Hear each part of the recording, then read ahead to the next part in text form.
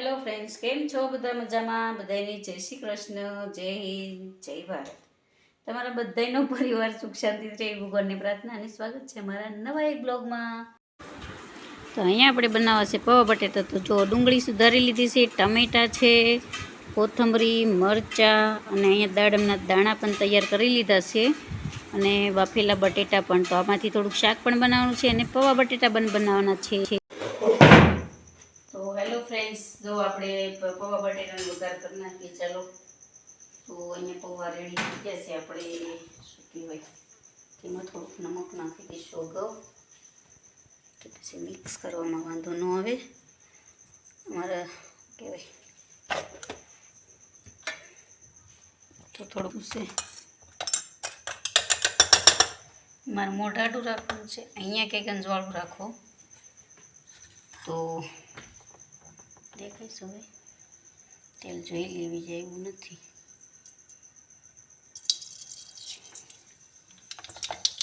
મેં 4-5 દાણા રાઈના નાખી. તમે કોઈ નાખો કે નથી નાખતા ખબર નહીં, કોમેન્ટ કરજો. અને સાહેબ આગળ મને એમ દેખાડવા તો જો. તો આપણે નાખી દઈશું મીઠી લીમડી. તેલના છાંટા ઉઠશે. પછી આપણે નાખી દઈશું કાંદા.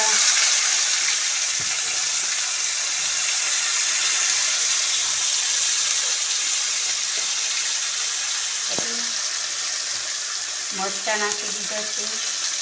ટમેટા આપણે ઘડીક રહીને નાખીશું.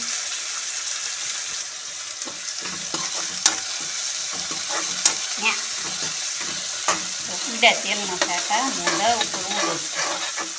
તો ચાલો, ડુંગળી થોડીક ચડી જાય ને પછી આપણે પાછું બ્રાઉન કલરની ફ્રાય થઈ જાય ને પછી આપણે બતાવશું.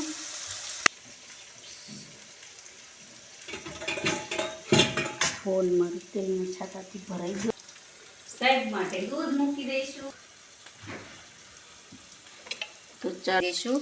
મેથીવાળું દૂધ આજ નથી બનાવતા, સાદું દૂધ બનાવી છે. તો અને છોકરા માટે જો બાફેલા વાગે તો સાઈડ માટે આપણે દૂધ મૂકી દઈએ. તો ગરમ ગરમ દૂધ અને પૌવા બટેટા કલર એને પકડી લીધો છે. તો હવે આપણે એમાં થોડાક ટમેટા નાખી દઈશું. બધા બનાવતા હોય પૌવા બટેટા સરસ સરસ મજાના. અમે તો આ રીતના બનાવી, તમે કેવી રીતના બનાવો છો કોમેન્ટ કરજો. તો સિંગના દાણા હોત તો વધારે ટેસ્ટ. અરે ભાઈ, ચાલો, આ બધું સડી ગયું. હવે આપણે એમાં મસાલા કરી નાખશું. તો મસાલામાં આપણે નાખી દઈશું પહેલાં હળદી. આજે હળદી પાવડર નાખી દઈશું. સાહેબ છે ને મારા સાંદોળિયા બહુ પડ્યા કરે. તો દાણા જીરું પાવડર, લાલ મિરચું પાવડર, આપણે થોડુંક લાલ મરચું પણ નાખીશું. નાખવાનું ન હોય પણ થોડુંક અમથું તીખાશ માટે આપણે લીલા મરચાં નાખ્યા છે. ચાલો, આપણે જો મસાલા નાખી દીધા છે. હવે આપણે એમાં એડ કરી દઈશું જે આપણે પૌવા ધોઈને રાખ્યા છે એ, અને એમાં ભેગા છે બટેટા. એને આપણે સરસ મજાના મિક્સ કરી નાખશું. અને બટેટા ના છોટાવાલા જોઈ શકો છો તમે. આપણે એને ધીમે ધીમે મસ્ત એવા મિક્સ કરી દઈશું. ટેસ્ટ પણ મસ્ત આવશે. અને ગરમ ગરમ સાઈડ નાસ્તો કરીને પછી રહેશે. આ બાજુ દૂધ વહી જાય છે એટલે લાઇટ વહી જાય છે વારે વારે. હવે આમાં થોડુંક લીંબુ નાખી દઈશું. તો આપણે નાખી દઈશું એમાં લીંબુનો રસ. 1.5 લીંબુનો રસ છે. તો ચાલો, ગરમ ગરમ મસ્ત એવા પૌવા બટેટા આપણા તૈયાર થઈ ગયા છે. સાહેબને જવાનું ઉતાવળ છે અને છે શનિવાર આજે. તો ચાલો, ઉગાડ્યો એમાં કોથમરી કેમ. તો દાડમના દાણા નાખી દઈશું, કોથમરી, અને હવે થોડીક નાખી દઈશું સેવ.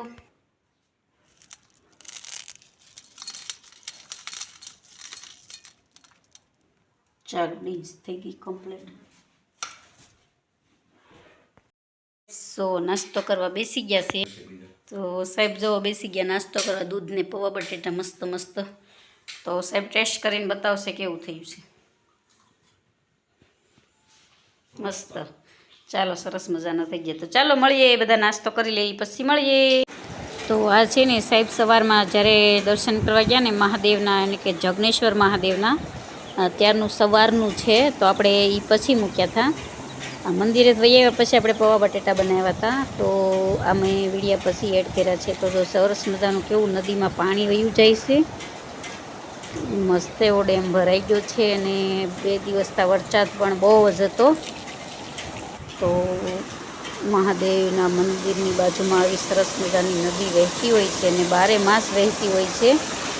તો બહુ સરસ મજાનું છે. તમે પણ ક્યારેક આવો તો મુલાકાત લેજો અવશ્ય. જગનેશ્વર મહાદેવનું મંદિર મોટું બને છે, સરસ મજાનું જે બને છે. એટલે જો ત્યાં આવી રીતના થંભ ને એવું બધું ઊભું કરી દીધું છે. કામકાજ શરૂ છે પણ વરસાદ હોય એટલે બંધ રાખતા હશે. તો આવું કંઈક છે. સવારમાં સાહેબ ગયા હતા દર્શન કરવા માટે. તો જો આ શોભાવડ ગામની બાજુમાં જ આવી સરસ મજાની નદી. જો 12 માસ આમાં પાણી હોય. તો ચાલો તમે જગનેશ્વર મહાદેવના દર્શન પણ કરી લો. તો જો આ છે જગનેશ્વર મહાદેવ. તો ઓમ નમઃ શિવાય. મહાદેવ મંદિર બની જશે પછી બહુ મસ્ત થઈ જશે. જોરદાર મોટું મંદિર બને છે. તો ચાલો તમે પણ દર્શન કરી લીધા હશે અને પછી આવતા રહ્યા ઘરે. અને શું કહેવાય કે જો આ બધું કામકાજ શરૂ છે. તો આવા મોટા આવા કંઈક ચોકઠા હોય છે ને કોમ્પ્યુટરથી કંઈક ડિઝાઇન બનેલી હોય છે એમ કે છે. તો આવું સરસ મજાનું મંદિર બને છે, બહુ મોટું જોરદાર બની જશે, તૈયાર થશે પછી મહાદેવનું મંદિર બહુ અદ્ભુત હશે. અને આ સ્વયંભૂ મહાદેવ છે. તો બહુ સરસ મંદિર તૈયાર થઈ જશે. તમે પણ આવજો બધા દર્શન કરવા માટે. તો આવું સવારમાં હતું તો સાહેબ ગયા હતા દર્શન કરવા. ચાલો.